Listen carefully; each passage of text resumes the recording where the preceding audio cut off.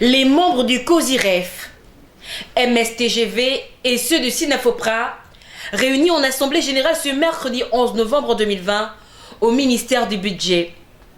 Autour des leaders syndicaux de ces grandes centrales, ces travailleurs gabonais, pour la plupart en grève, qui disent unir leurs forces en vue de défendre leur dignité. Nos camarades nous ont rejoints au piquet de grève de la COSIREF afin qu'ensemble nous puissions faire l'Assemblée générale que nous aurons dû faire à la fonction publique afin de demander à Madame le ministre de la fonction publique de se retrouver avec les partenaires qui étaient au dialogue pour que nous puissions faire le point sur les avancées en ce qui concerne la mise en œuvre des recommandations du court terme. Parce que le court terme concerne 2020. Et 2020, il ne nous reste que le mois de décembre. Donc si maintenant nous n'avons pas démarré, nous ne croyons pas qu'en décembre, ce serait la fin du processus.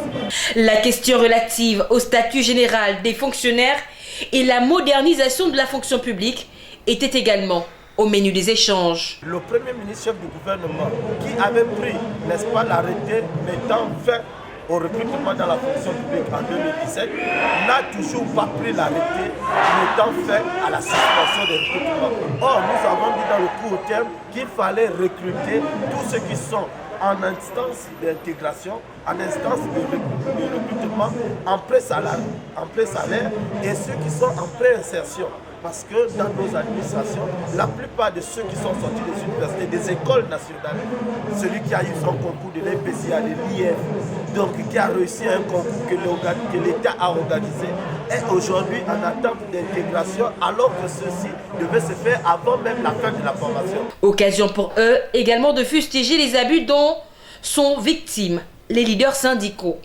En ce qui concerne la liberté syndicale, notre regroupement, la COSIREF, est victime, n'est-ce pas, de cette violation par le gouvernement des droits syndicaux. Parce que le 12 juin 2020, le leader de la COSIREF a été affecté dans un établissement IGIS en qualité de conseiller du DG, alors que les textes, c'est-à-dire la loi qui crée cette institution, ne prévoit pas d'autres fonctionnaires que ceux du ministère de la Culture et ceux du ministère de la Communication pour diriger cette institution.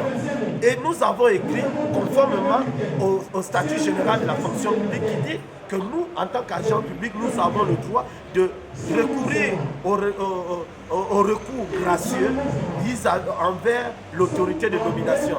Aujourd'hui, 5 mois après, nous ne sommes pas toujours reçus par les autorités. Et lorsque nous nous rapprochons de celles qui ont bien voulu nous ouvrir leurs portes, on nous parle de bras de fer.